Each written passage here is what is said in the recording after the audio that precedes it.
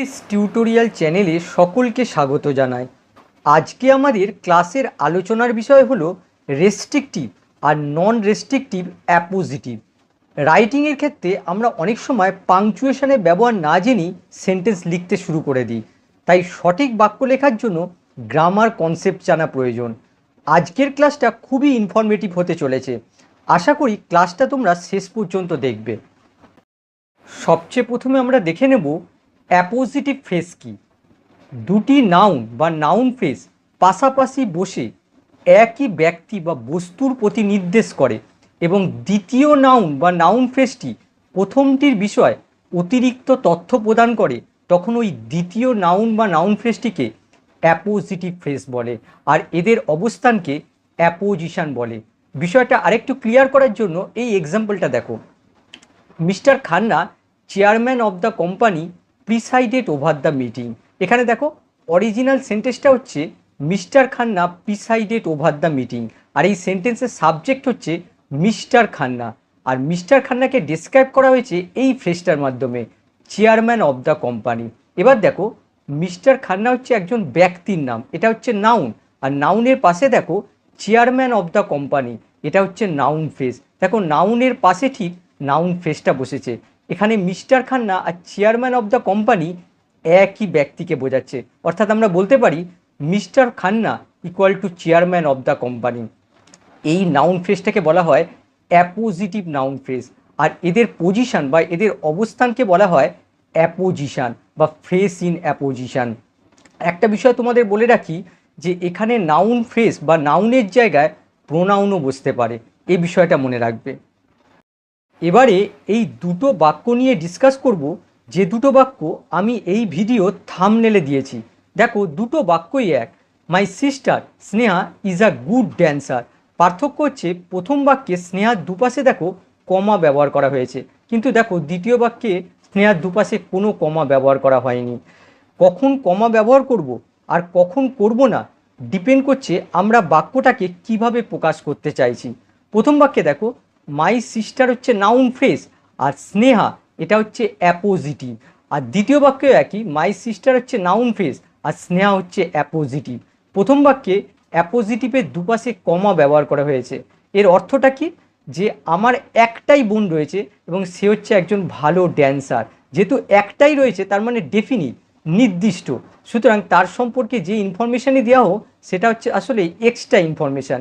যেহেতু একটাই বোন, সে ভালো ড্যান্সার, সুতরাং এই মাই সিস্টারকে আইডেন্টিফাই করার জন্য এই স্নেহা ইনফরমেশানটার দরকার নেই, এটা হচ্ছে এক্সট্রা ইনফরমেশান। কিন্তু এখানে দেখো স্নেহার দুপাশে কোনো কমা ব্যবহার করা হয়নি।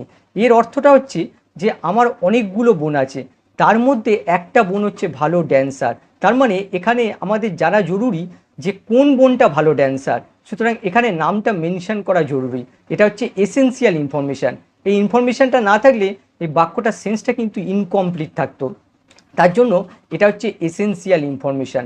তাহলে দেখো এই প্রথম অ্যাপোজিটিভটাকে বলা হয় নন রেস্ট্রিক্টিভ, যার দুপাশে কমা ব্যবহার করা হয়েছে, আর দ্বিতীয় অ্যাপোজিটিভটাকে বলা হয় রেস্ট্রিক্টিভ, দেখো তার দুপাশে কোনো কমা ব্যবহার করা হয়নি। তাহলে দেখো অ্যাপোজিটিভ আমরা দু ধরনের দেখতে পাই। প্রথমটা হচ্ছে non essential or non restrictive appositive, আর দ্বিতীয়টা হচ্ছে এসেন্সিয়াল অর রেস্ট্রিক্টিভ অ্যাপোজিটিভ। প্রথমে আমরা দেখব non essential or non restrictive appositives. Non essential বা নন রেস্ট্রিক্টিভ অ্যাপোজিটিভ কি? অ্যাড ইনফরমেশান যোগ করে, which is not necessary to identify noun or pronoun. যে ইনফরমেশানটা নাউন বা প্রোনাউনকে আইডেন্টিফাই করতে প্রয়োজন হয় না। And should be separated with commas, em dashes or round brackets, এবং আলাদা করা যায় কমা, এম ড্যাশ কিংবা রাউন্ড ব্র্যাকেট দিয়ে।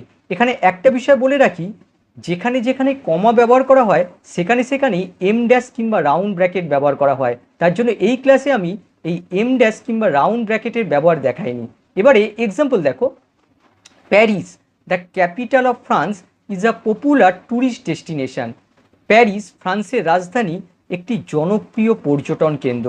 এখানে দেখো এই আন্ডারলাইন অংশটা হচ্ছে অ্যাপোজিটিভ নাউন ফ্রেজ, আর প্যারিস হচ্ছে নাউন। এখানে দেখো এই Paris are the capital of France একই স্থানকে বোঝাচ্ছে।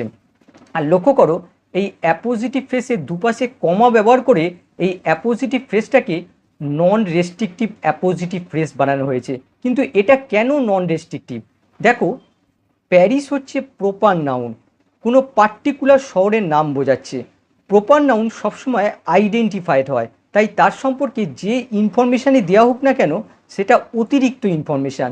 এই ইনফরমেশানটা কখনোই এই প্যারিস নাউনটাকে আইডেন্টিফাই করার জন্য ব্যবহার করা হয়নি, এটা হচ্ছে এক্সট্রা ইনফরমেশান।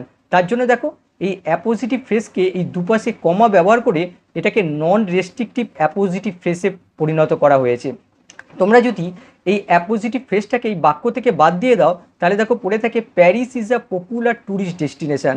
দেখো বাক্যটা কমপ্লিট সেন্স দিচ্ছে, তার মানে এটা হচ্ছে non essential information, non restrictive appositive phrase. 2 number দেখো, the author Jane Austen is best known for a second novel Pride and Prejudice. লেখিকা জেন অস্টিন তার দ্বিতীয় উপন্যাস প্রাইড অ্যান্ড প্রিজুডিসের জন্য সর্বাধিক পরিচিত। এখানে দেখো দ্য অথার আর জেন অস্টিন একই ব্যক্তিকে বোঝাচ্ছে।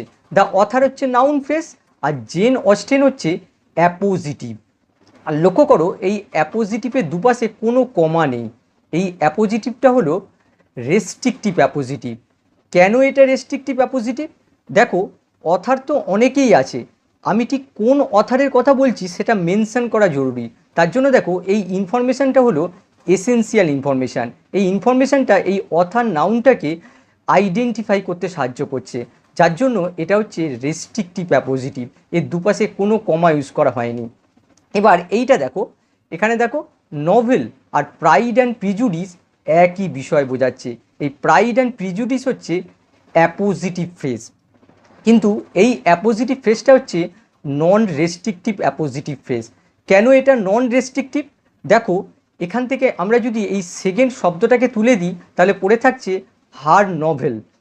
আর হার নভেল যদি থাকে, শুধুমাত্র যদি হার নভেল থাকে তাহলে কিন্তু এই ইনফরমেশানটা এসেন্সিয়াল ইনফরমেশান হয়ে যাবে।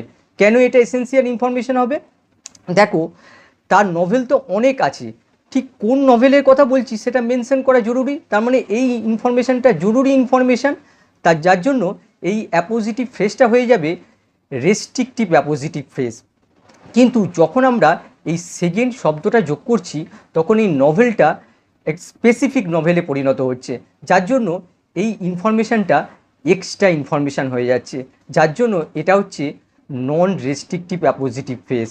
আর যেহেতু অ্যাপোজিটিভ ফ্রেজটা শেষে রয়েছে তার জন্য দেখো তার আগে কমা রয়েছে আর তারপরে দেখো ফুল স্টপ রয়েছে। 3 নম্বর দেখো, Bill Gates the international businessman is also known for his philanthropy.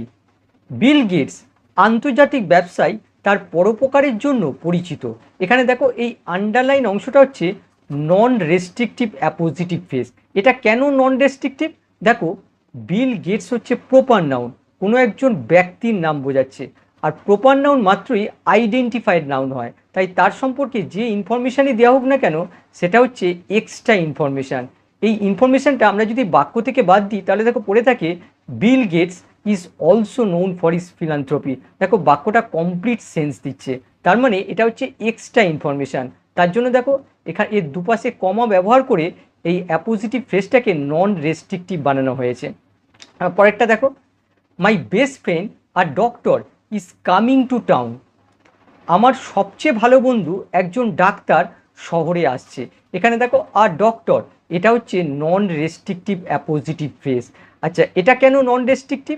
দেখো, মাই বেস্ট ফ্রেন্ড, দেখো বেস্ট ফ্রেন্ড একটাই হয়, আর যেহেতু একটা হয়, একটা মানে ডেফিনিট, নির্দিষ্ট বোঝাচ্ছে, তার জন্য এই যে ইনফরমেশান দেওয়া হয়েছে এটা আসলে এক্সট্রা ইনফরমেশান। এই ইনফরমেশানটা এই ফ্রেন্ড নাউনটাকে আইডেন্টিফাই করার জন্য ব্যবহার করা হয়নি, তার জন্য এটা দেখো নন রেস্ট্রিকটিভ অ্যাপোজিটিভ। 5 নম্বর দেখো, Macbeth a book written by Shakespeare is very popular. Macbeth শেক্সপিয়ারের লেখা বই খুবই জনপ্রিয়। এখানে দেখো ম্যাকবেথ আর এই আন্ডারলাইন অংশটা একই বিষয় বোঝাচ্ছে। এই আন্ডারলাইন অংশটা হচ্ছে অ্যাপোজিটিভ নাউন ফ্রেজ। আর এখানেও দেখো এই অ্যাপোজিটিভের দুপাশে কমা ব্যবহার করে এটাকে নন রেস্ট্রিক্টিভ বানানো হয়েছে। কেন এটা নন রেস্ট্রিক্টিভ? দেখো, এই ম্যাকবেথ হচ্ছে প্রপার নাউন, কোনো নির্দিষ্ট বুকের নাম বোঝাচ্ছে। তার মানে ম্যাকবেথ সম্পর্কে এই যে ইনফরমেশানটা দেওয়া হয়েছে এটা হচ্ছে এক্সট্রা ইনফরমেশান, তার জন্য এটা হচ্ছে নন রেস্ট্রিক্টিভ অ্যাপোজিটিভ। পরেরটা দেখো, we the students of this college strongly protested against this incident. আমরা এই কলেজের ছাত্ররা এই ঘটনার বিরুদ্ধে তীব্র প্রতিবাদ করেছিলাম। এখানে দেখো উই প্রোনাউন আর এই আন্ডারলাইন অংশটা একই ব্যক্তিদের বোঝাচ্ছে। এই আন্ডারলাইন অংশটা হচ্ছে অ্যাপোজিটিভ নাউন ফ্রেজ। আমরা যদি এই অ্যাপোজিটিভ নাউন ফ্রেজটা এই বাক্য থেকে বাদ দিই তাহলে দেখো পড়ে থাকছে we strongly protested against this incident. দেখো বাক্যটা কমপ্লিট সেন্স দিচ্ছে, তার মানে এই ইনফরমেশানটা হচ্ছে এক্সট্রা ইনফরমেশান, তার জন্য এটা হচ্ছে নন রেস্ট্রিক্টিভ। দুপাশে কমা দিয়ে দেখো এটাকে নন রেস্ট্রিক্টিভ বানানো হয়েছে। 7 নম্বর দেখো, I bought a bunch of flowers for Riya my dear wife. আমি রিয়া আমার প্রিয় স্ত্রীর জন্য একগুচ্ছ ফুল কিনেছি। এখানে দেখো মাই ডিয়ার ওয়াইফ এটা হচ্ছে অ্যাপোজিটিভ নাউন ফ্রেজ, আর এই অ্যাপোজিটিভ নাউন ফ্রেজটা এসছে এই রিয়া নাউনের জন্য। রিয়া একজন ব্যক্তির নাম, আর রিয়া যেহেতু প্রপার নাউন তাই যে এই ইনফরমেশানটা দেওয়া হয়েছে এটা হচ্ছে এক্সট্রা ইনফরমেশান। এই ইনফরমেশানটা না দিলেও রিয়া নাউনটাকে আইডেন্টিফাই করতে আমাদের কোনো সমস্যা হয় না, তার জন্য এই অ্যাপোজিটিভটা হচ্ছে নন রেস্ট্রিক্টিভ অ্যাপোজিটিভ। আর লক্ষ্য করো অ্যাপোজিটিভটা যেহেতু বাক্যের শেষে রয়েছে তার জন্য দেখো তার আগে কমা ইউজ করা হয়েছে আর শেষে দেখো ফুল স্টপ রয়েছে।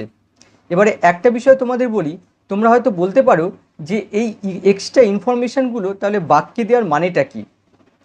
এই ইনফরমেশানগুলো বাক্যকে আরও কালারফুল করে তোলে, বাক্যগুলো দেখতে আরও সুন্দর লাগে, আর এই এক্সট্রা ইনফরমেশানের মাধ্যমে আমাদের কাছে বাক্যটা আরও সুস্পষ্ট হয়।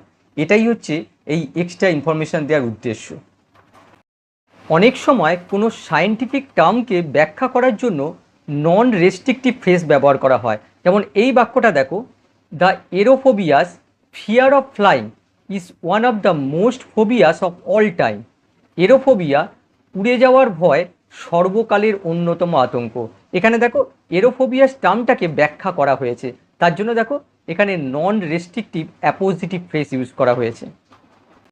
9 নম্বর দেখো, the companies claim that the vaccine has been tested on the local population failed to reassure people.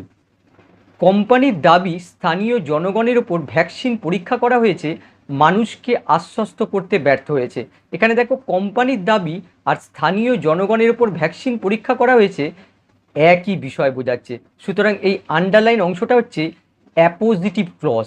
এটা কেন ক্লজ? দেখো এখানে সাবজেক্ট আর ভার্বের কম্বিনেশন আছে, এটা হচ্ছে অ্যাপোজিটিভ ক্লজ। আর লক্ষ্য করো এই অ্যাপোজিটিভ ক্লজের দুপাশে কমা দিয়ে এটাকে নন রেস্ট্রিক্টিভ অ্যাপোজিটিভ ক্লজে পরিণত করা হয়েছে। এটা কেন নন রেস্ট্রিক্টিভ? এখানে বোঝাচ্ছে যে আমরা অলরেডি জানি কোম্পানির দাবিটা কি, কোম্পানি কি দাবি করতে পারে, এটা নতুন কিছু নয়। সুতরাং এই যে তথ্যটা দেওয়া হয়েছে এটা আসলে অপ্রয়োজনীয় বা অতিরিক্ত তথ্য, তার জন্য দেখো এটাকে নন রেস্ট্রিক্টিভ অ্যাপোজিটিভ ক্লজে পরিণত করা হয়েছে। এবার দেখো WH words who, which, how এবং ওয়েদার দিয়ে শুরু অ্যাপোজিটিভ ক্লজ শুধুমাত্র নন রেস্ট্রিক্টিভ হয়। অ্যাপোজিটিভ ক্লজ যদি WH ওয়ার্ড এবং ওয়েদার দিয়ে শুরু হয় তাহলে সেই অ্যাপোজিটিভ ক্লজটা শুধুমাত্র নন রেস্ট্রিক্টিভ হবে। এক্সাম্পল দেখো, the mystery how the magician perform the trick intrigued everyone. রহস্যটি জাদুকর কিভাবে কৌশলটি সম্পাদন করেছিল তা সকলকে কৌতূহলী করে তুলেছিল। এখানে দেখো মিষ্টি আর এই আন্ডারলাইন অংশটা একই বিষয় বোঝাচ্ছে। এই আন্ডারলাইন অংশটা হচ্ছে অ্যাপোজিটিভ নাউন ক্লজ। আর লক্ষ্য করো এই অ্যাপোজিটিভ নাউন ক্লজটা হাউ WH ওয়ার্ড দিয়ে শুরু হয়েছে, তার জন্য দেখো এই দুপাশে কমা দিয়ে এটাকে নন রেস্ট্রিক্টিভ অ্যাপোজিটিভ ক্লজে পরিণত করা হয়েছে। এবার পরেরটা দেখো, the dilemma whether she should stay or leave troubled her. দ্বিধা তার থাকা বা চলে যাওয়া উচিত কি না তাকে বিরক্ত করেছিল। এখানে দেখো ডিলেমা আর এই আন্ডারলাইন অংশটা একই বিষয় বোঝাচ্ছে। এই আন্ডারলাইন অংশটা হচ্ছে অ্যাপোজিটিভ নাউন ক্লজ, আর অ্যাপোজিটিভ নাউন ক্লজটা দেখো ওয়েদার দিয়ে শুরু হয়েছে, তার জন্য দেখো এখানে নন রেস্ট্রিক্টিভ অ্যাপোজিটিভ ক্লজে পরিণত করা হয়েছে। এবার আমরা দেখব এসেন্সিয়াল অর রেস্ট্রিক্টিভ অ্যাপোজিটিভস। এসেন্সিয়াল বা রেস্ট্রিকটিভ অ্যাপোজিটিভ কি? Give necessary information to identify the noun or pronoun. Noun বা প্রোনাউনকে আইডেন্টিফাই করতে প্রয়োজনীয় তথ্য দেয়। নিড নট ইউজ কমা, এক্ষেত্রে কমা ব্যবহারের প্রয়োজন হয় না। এবারে এক্সাম্পল দেখো, my friend John enjoys playing the guitar. আমার বন্ধু জন গিটার বাজানো উপভোগ করে। এখানে দেখো মাই ফ্রেন্ড আর জন একই ব্যক্তিকে বোঝাচ্ছে। মাই ফ্রেন্ড হচ্ছে নাউন ফ্রেজ আর জন হচ্ছে অ্যাপোজিটিভ।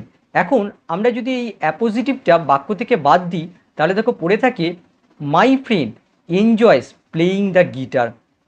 দেখো আমার তো অনেক বন্ধু আছে, তার মধ্যে আমি কোন বন্ধুর সঙ্গে কথা বলতে চাইছি সেটা ক্লিয়ার হবে না। বাক্যটা গ্রামাটিক্যালি হয়তো কারেক্ট কিন্তু ইনকমপ্লিট সেন্স দেবে। সেই জন্য জন হলো এসেন্সিয়াল ইনফরমেশান এই মাই ফ্রেন্ডকে আইডেন্টিফাই করার জন্য। তার জন্যই এখানে দেখো রেস্ট্রিকটিভ অ্যাপোজিটিভ ইউজ হয়েছে। দেখো দুপাশে কোনো কমা দেওয়া নেই। 2 নম্বর দেখো, my friends John and Manish are left handed batsman. আমার বন্ধু জন এবং মনীষ বাঁহাতি ব্যাটসম্যান। এখানে দেখো এই আন্ডারলাইন অংশটা হচ্ছে অ্যাপোজিটিভ নাউন ফ্রেজ। ব্যাখ্যাটা একই রকম, আমার অনেকগুলো বন্ধু আছে, তার মধ্যে জানা প্রয়োজন যে কারা হচ্ছে বাঁহাতি ব্যাটসম্যান। দেখো তার জন্য দেখো এই ইনফরমেশানটা খুবই ইম্পর্ট্যান্ট এই মাই ফ্রেন্ডসকে আইডেন্টিফাই করার জন্য। তার জন্য দেখো এখানে রেস্ট্রিকটিভ অ্যাপোজিটিভ ইউজ হয়েছে। দেখো দুপাশে কোনো কমা ইউজ করা হয়নি।